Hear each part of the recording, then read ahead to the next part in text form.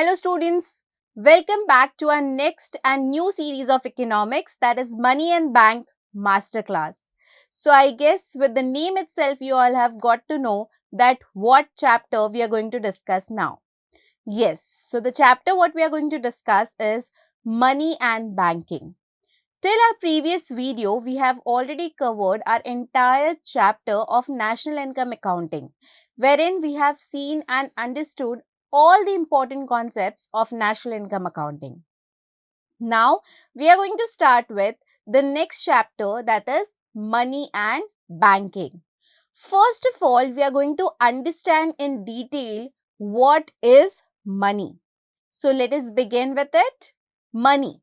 Now we know basically what is money, right? Everybody knows that what is money, what is the importance of money, what is the use of money.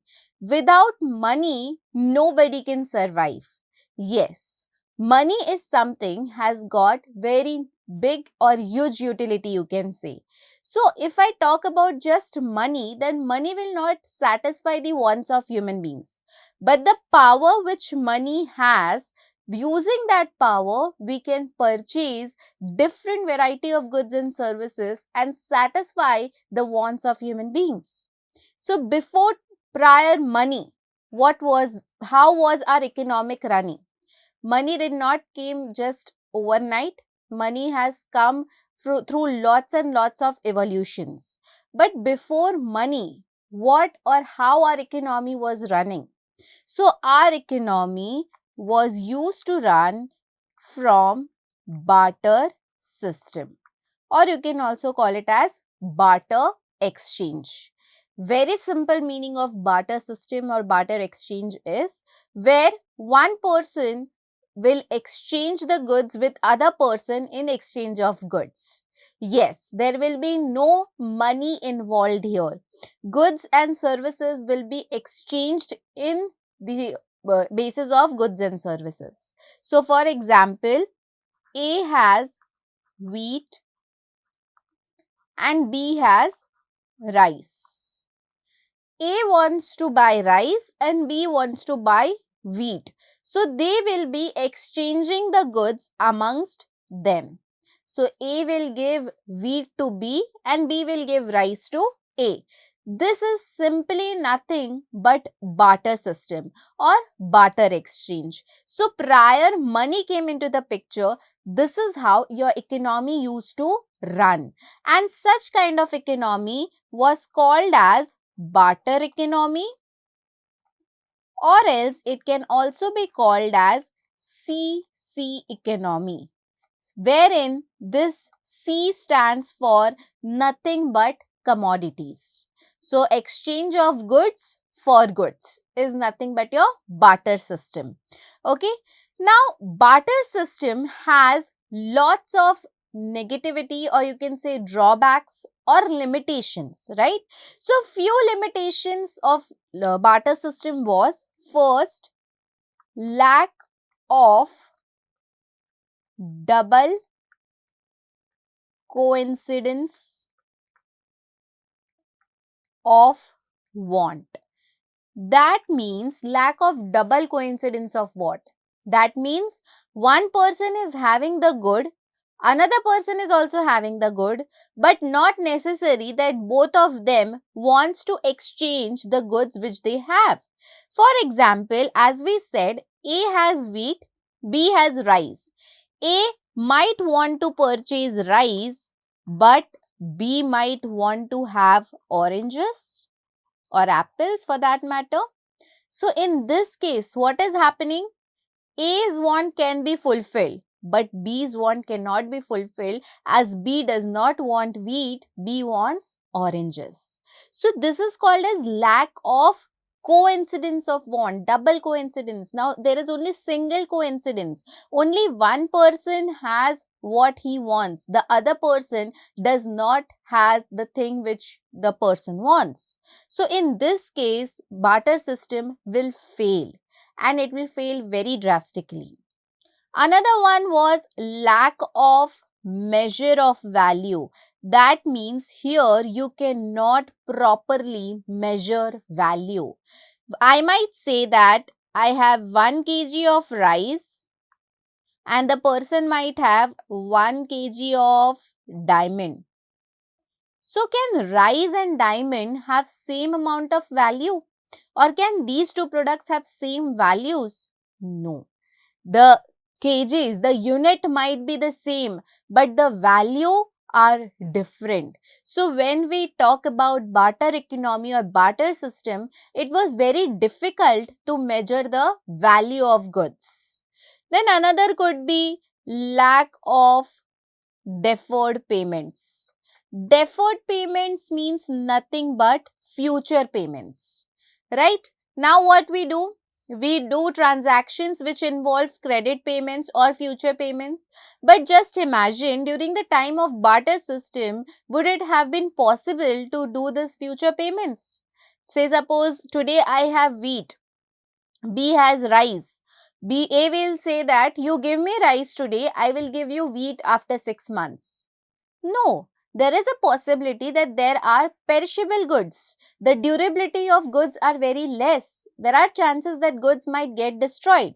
So it was very difficult to do deferred payment. It was very difficult to get involved in deferred transactions.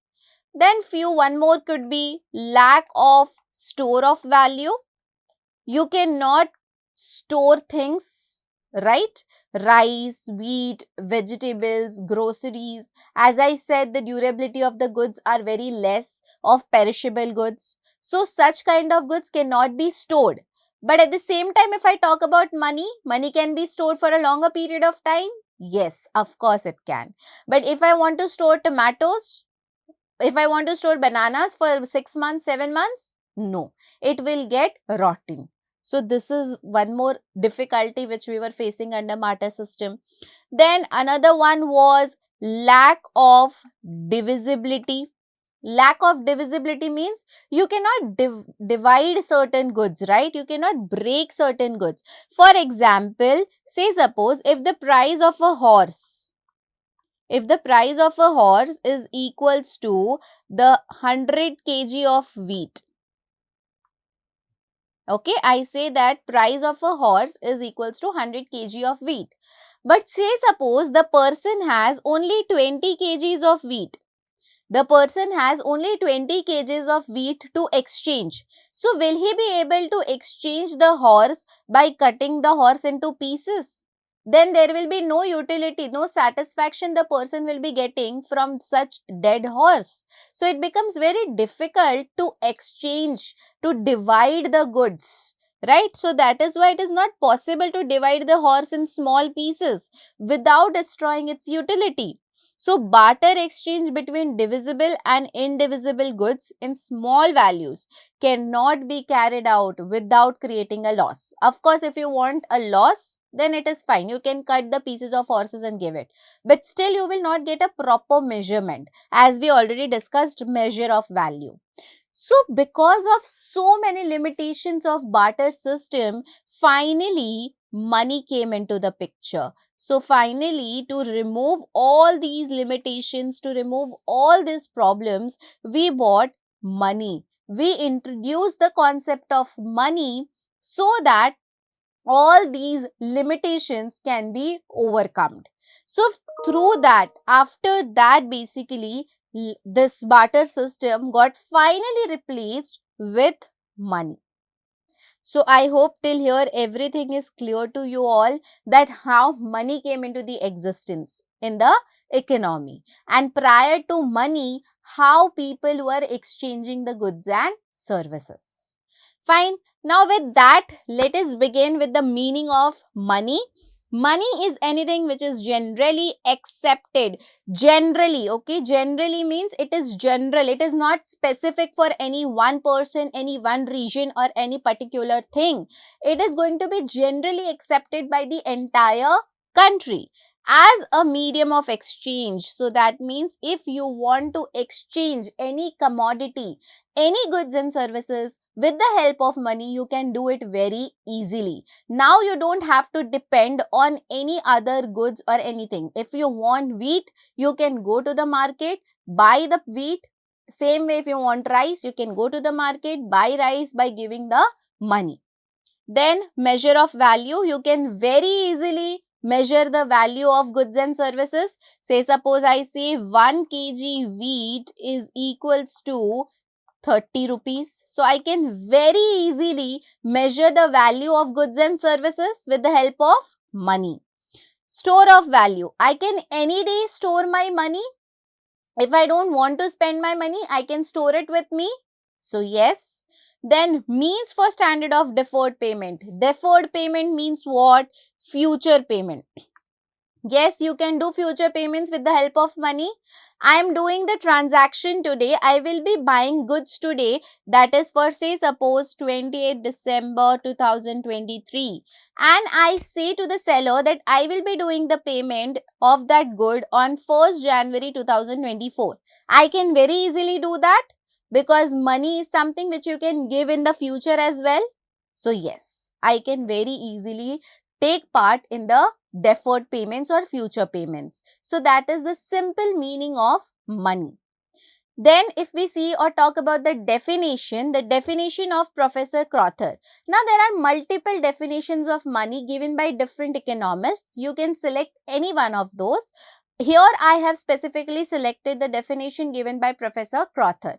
So according to Professor Crowther, money is anything that is generally acceptable as a means of exchange and at the same time as a measure and store of value. So Professor Crowther is also saying the same thing what we studied under the meaning of money. So according to Professor Crowther also, money is something which is generally acceptable throughout the country. And at the same time, it will help you to measure the value of goods and services. And also, money is something which can be stored. Okay, not necessary that entire money you have to spend it at the same time. There is a possibility that you can store that money. So yes, that is the definition. Next comes is barter system. I already explained what is barter system. Exchange of goods for goods. When money was not into the picture, that time our country used to follow barter system. Barter system is also called as, I already said, barter economy. The other name of this is CC economy, wherein the C stands for commodity. So, barter exchange refers to exchange of goods for goods.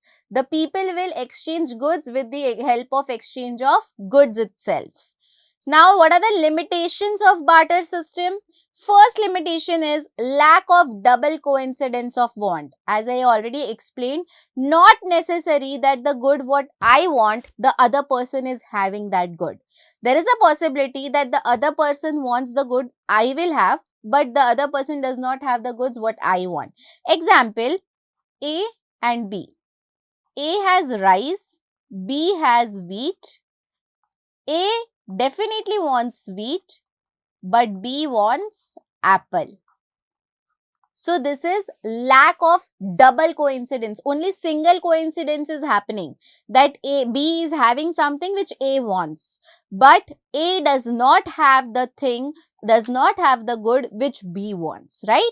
So this kind of problem used to prevail under barter economy. That is lack of double coincidence of wants. Then lack of common measure of value. You cannot measure, right? You cannot measure the value of goods because every goods have different value. So it becomes very difficult under barter system to measure the value of goods, right? As I said, if I say, okay, 1 kg of wheat is equals to 1 kg of diamonds, is how can you even compare wheat with diamonds? The value of wheat and diamonds are completely different. So it used to become very difficult under barter system to measure the value since we did not had any common thing. Lack of standard of deferred payment, future payments, you cannot do future payments. Say suppose today I have bought tomatoes. In future, if I say to B that, okay, I will give you tomatoes after 6 months, I will return your tomatoes in after 6 months. But how will I can guarantee to B that I will be giving him same quality of tomatoes after 6 months. It is very difficult to do future payments or deferred payments under barter system. Lack of store of value. I cannot store the goods, right? There are perishable goods which might get destroyed. I cannot store it with me for a longer period of time, longer span of time. So it was very difficult to store goods under barter system. Lack of divisibility, as I said, I cannot divide the goods. There are certain goods which cannot be divided, and if you divide them, you will lose its utility. Example, in the given picture also you can see that this person has one bag and this person has a sheep or a goat, whatever it is. So if they want to exchange both the goods, how are they going to exchange? This is one animal which might be of 20 kgs, but the weight which this person has is just 2 kgs. Then 2 kgs and 20 kgs. See the difference. So what will happen here? Lack of divisibility. I cannot divide this animal and give it to the other person. So these were the major limitations or the drawbacks of barter system, because of which it was mandate to bring something as a medium, common medium of exchange. Okay. Next is functions of money. Very important. From here, maximum time important questions are asked. Now, what are the functions of money? So, functions of money gets divided into two parts: primary function and secondary function. See, primary functions are considered to be the most important functions which are followed in the entire country. Those are the most important and crucial functions of money. Whereas secondary functions are the functions which have been derived from primary functions. That is why we also call it as derived function. Secondary function is also called as derived function. So first of all, what is primary function? See, very easy. If you have studied the meaning of money, you will feel very easy to find out the functions of money, like primary functions, secondary functions. See, primary functions has medium of exchange, measure of value. Secondary function has standard of deferred payment and store of value. This is what you understood or you learned under meaning of money, correct? So that is what the functions are also divided into. First is medium of exchange. So money is something which is generally acceptable as medium of exchange. You can undertake daily or day-to-day transactions with the help of money. Anytime you want to buy any goods or any services, you can just simply go and buy it with the help of money. So that is why money is said to be the common medium to exchange the goods and services. So it's a very important function of money, that it is going to be helpful or useful while exchanging the goods and services. Second is measure of value. You can now very easily measure the value.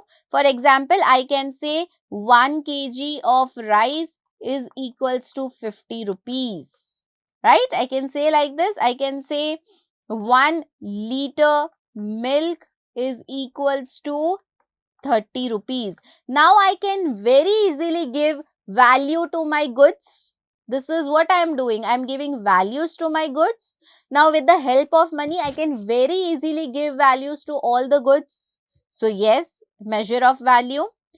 Secondary function, standard of deferred payment. You can very easily do now future payments. Now we do credit transactions. We always do credit transactions. Today I will be buying the goods. I will be doing the repayment of those goods after 1 year, 6 months, 10 years, 2 years, like that.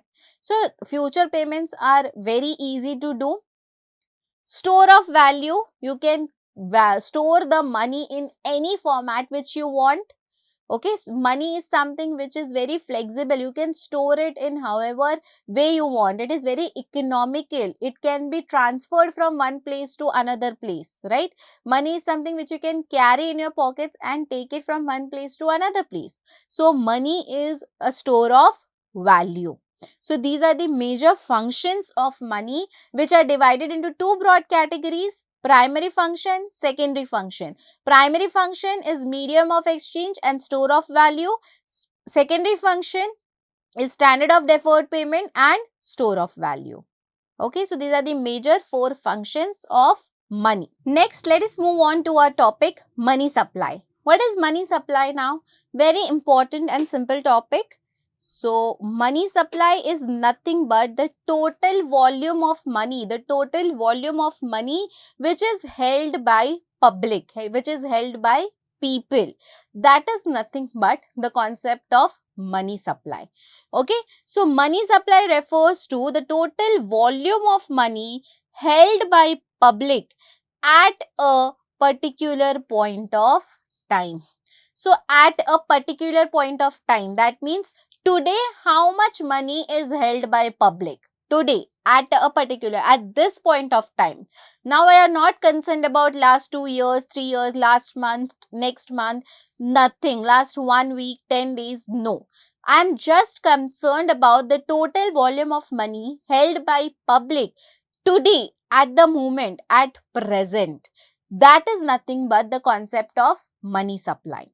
So, the term public over here signifies individuals and business firms.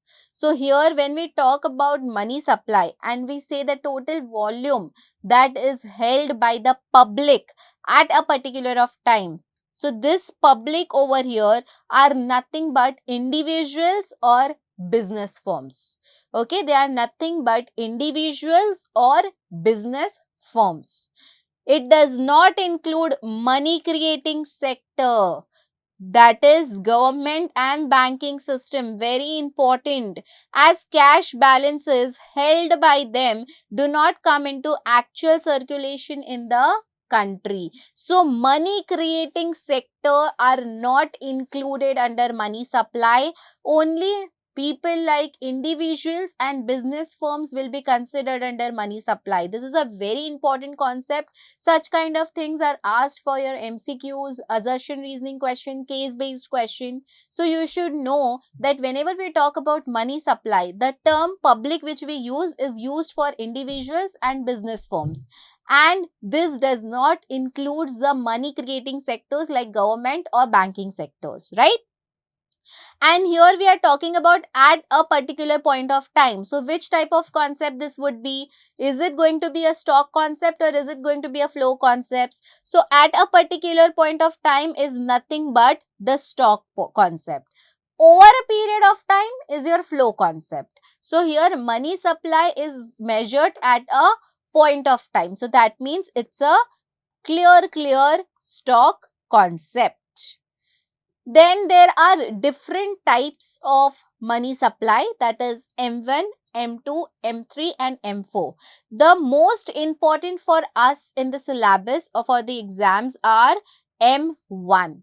Okay, rest M2, M3, M4 also you should know, but the most important one which has been highlighted and given the crucial important is M1. Okay, so let us see one by one all the different types of money supply. First is M1. The formula for M1 is, or the elements which M1 consist is currency and coins with public, demand deposits of commercial bank, other deposits with RBI. Okay, so M1 consists of the 3 elements: currency and coins with public, demand deposits of commercial bank and other deposits of RBI. So currency and coins with public, here again public is nothing but individuals and business firms. All the currency notes and the coins which this public has, we are going to add demand deposits of commercial bank, the deposits made with the commercial bank, plus other deposits with RBI, or all rest of the deposits which are been kept with the RBI. M2 is nothing but M1 plus saving deposits with post office saving bank. See, when we do deposits, when we do savings of money, it is done at the multiple place in the multiple forms. It can be done in a commercial bank, it can be done into post office, it can be done in a multiple places. So M2 consists of the entire element of M1, that is currency and coins with public, plus demand deposit of commercial bank, plus other deposits with RBI. With that, it also includes saving deposit with post office saving bank. M3.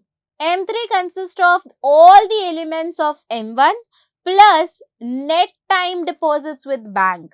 Net time deposit with bank means all the deposits which are made with commercial bank for a fixed period of time. The maturity you will get after a fixed period of time. For example, I have done deposits with bank for say suppose 5 years.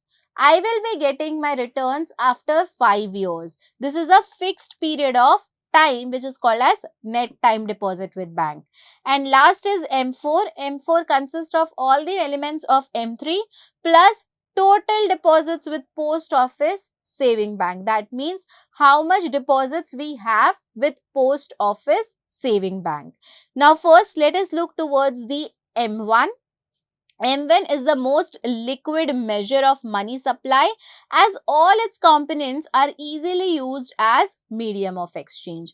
Liquid measure means anything which can be very easily exchanged in the market. So, the components or the elements of M1 are highly liquidable, okay, or they are highly liquid measure.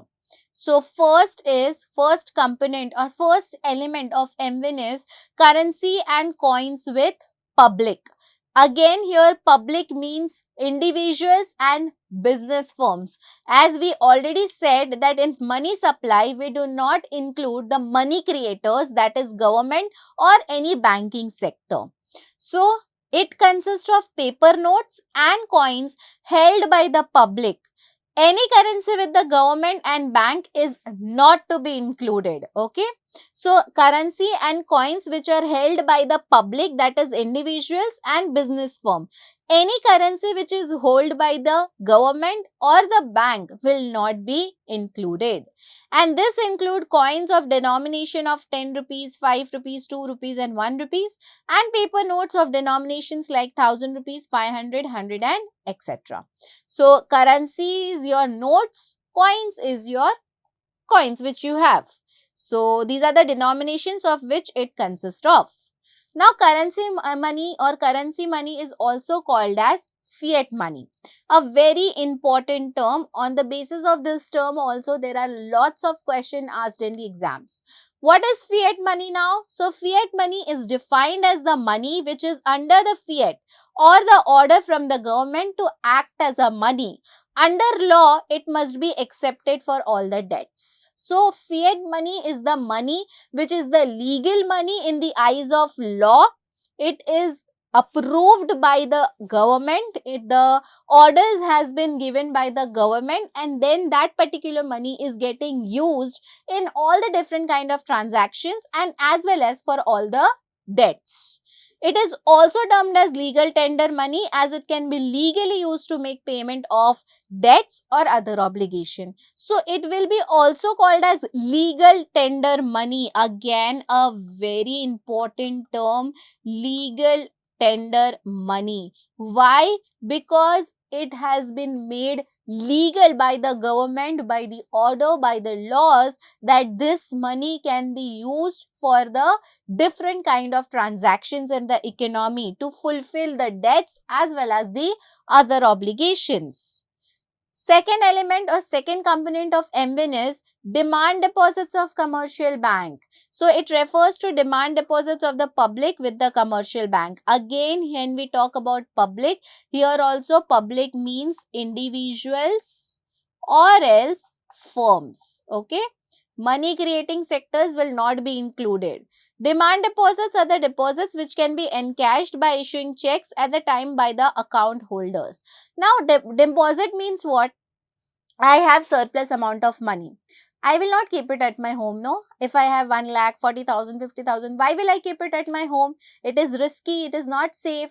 So, in that case, I will go to a commercial bank and deposit it with the bank. Now, at any point of time, I want to withdraw the money again, I can do it very easily with the help of check. Okay, if I want to withdraw 2,000, 3,000, I can very easily do it because that is my money which has been kept with the commercial bank. So, demand deposit means once you have made the deposit, now it is your choice that whenever you want, you can come and withdraw that money with the help of check. So a demand deposit is treated as equal to currency held as it is readily accepted as a means of payment. So again, demand deposit is also nothing but equally treated as currency because it is something which can be used by the person as and when required. Third component is net demand deposits. So it must be noted that demand deposits are taken on the net basis, that is inter-deposit banks are excluded. So whatever deposits we have in the bank should be of all the individuals. Okay, interbank deposits for say suppose this is bank A and this is bank B. If bank A has deposited 10,000 rupees in bank B, then this 10,000 will not be included. Okay, interbank, if one bank is transferring to another bank, then that will not be included. Interbank deposits are deposits held by banks on behalf of the other banks. Such deposits do not form a part of the money supply as they do not belong to the public. So this is the money, this deposit has been done between the banks. Okay, this is not coming from the individuals, neither it is coming from the business firms. It is transferring from one bank to another bank. And we already know that money creating sectors are not included in money supply. That is, banks or financial institutions or government will not be included in money supply. Fourth is other deposits with RBI. RBI is your Reserve Bank of India, that is the central bank of the country. We are going to study about central bank, commercial bank in detail in our upcoming videos. It includes deposits held by RBI on behalf of foreign banks and government, public financial institution, World Bank, IMF, etc. Okay, so this other deposit will include all the deposits which are kept with RBI, which are done on behalf of foreign banks, governments, public financial institution, World Bank, IMF. It does not include deposits of Indian government and commercial bank with RBI. So this will not include any deposits done by Indian government or for that matter done by any commercial bank with RBI. Next is M2. So that was all about M1, components and elements of M1. Next is M2. M2 is a broader concept of money supply as compared to M1. M2 becomes more broader as compared to M1.